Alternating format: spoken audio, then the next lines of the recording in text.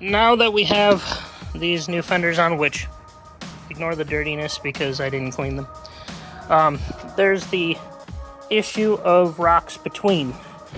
So I don't have any yet. That's why I'm doing this now. So I'm doing the same thing that you've probably seen on numerous channels. It's foam tubing. I got it off of Amazon. I got way too much because I'm doing more than one Jeep. And so I'm gonna start by tucking it in real good at the beginning here, and then kind of just lightly tucking all the way down this gap to prevent rocks to going in.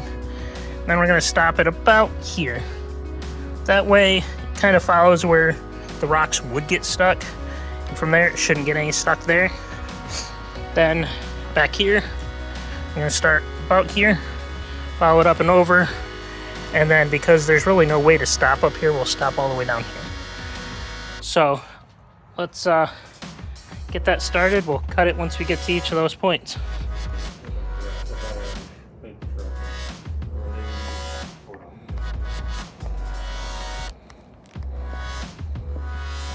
The rest so it kind of locks it in place, and then follow it through just like I did on the other side. Go all the way over and then stop about here. Alright, got the finished line in there. It's kind of just tucked in. It's tucked pretty good there, and then